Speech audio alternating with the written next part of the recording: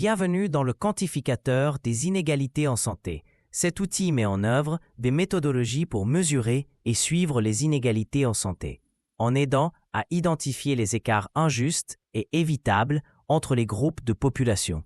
Son objectif est de générer des preuves solides qui renforcent les mécanismes de reddition de comptes sur les progrès vers l'équité et la santé universelle.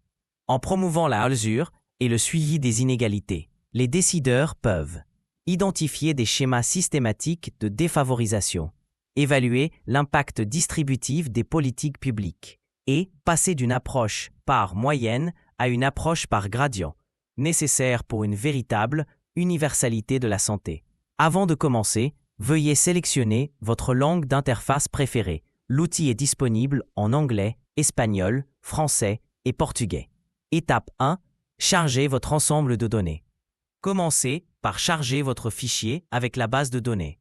L'outil dispose de bases de données modèles qui peuvent servir à tester son fonctionnement et comme exemple des différentes structures possibles.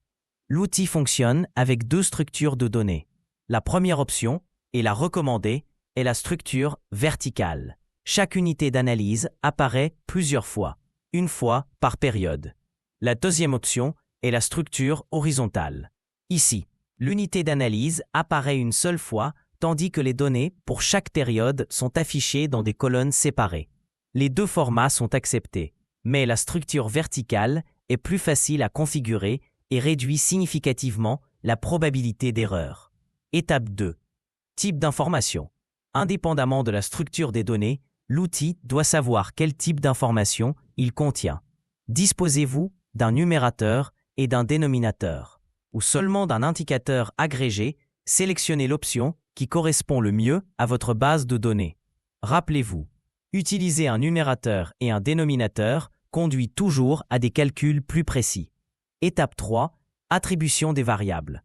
C'est l'une des étapes les plus importantes. Dans les deux formats, vertical et horizontal, l'outil identifie automatiquement les noms des variables à partir de votre base de données. Pour une base de données verticale, il vous suffit de sélectionner quelle variable correspond à la période, à l'unité d'analyse, à l'indicateur de santé ou, le cas échéant, au numérateur et au dénominateur lorsque ces données sont disponibles. Enfin, vous devez spécifier le stratificateur social. Dans la base d'exemple verticale, nous disposons d'un numérateur et d'un dénominateur. Par conséquent, la variable période est identifiée comme année, la variable unité d'analyse comme état, la variable numérateur comme décès maternel, la variable dénominateur comme naissance vivante et la variable stratificateur d'équité comme NBI, besoins fondamentaux non satisfaits. Étape 4. Type d'indicateur. Choisissez si votre indicateur représente un taux ou une raison, ou une proportion.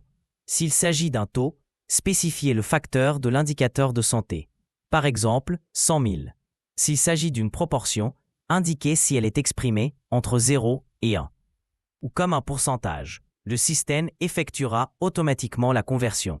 Dans notre base de données d'exemple, on calcule la raison de décès maternel. Nous sélectionnerons donc taux, raison, et comme facteur de l'indicateur de santé, 100 000, puisque l'indicateur est exprimé pour 100 000 naissances vivantes. Étape 5.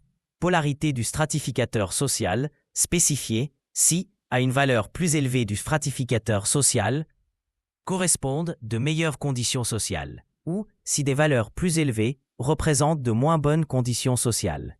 Dans la base de données, le stratificateur d'équité est les besoins fondamentaux non satisfaits, qui, à des valeurs plus élevées, indiquent de pires conditions sociales.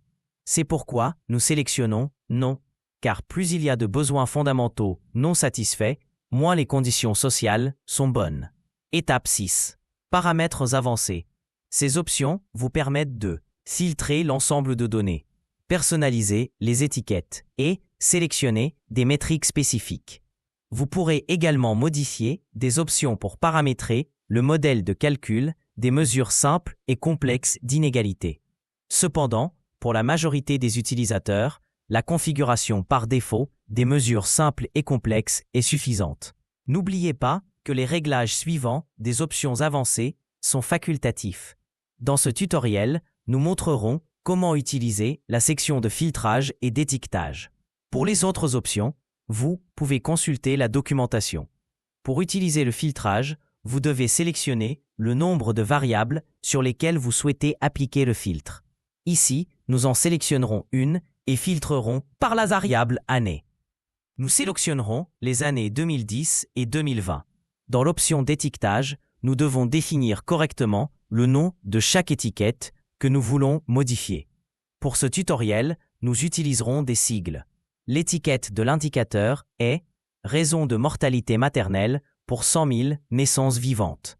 Le stratificateur de santé « Besoins fondamentaux non satisfaits ». L'événement de santé est « Décès maternel ». L'étiquette de période est « Année » et l'étiquette d'unité d'analyse est « État ». Le reste des paramètres avancés sera laissé tel quel par défaut. Étape 7. Traitement. Une fois que tout est prêt, cliquez sur Traiter. L'outil validera vos données, préparera la structure et calculera automatiquement toutes les métriques, générant des tableaux et des résultats visuels prêts à être téléchargés et utilisés.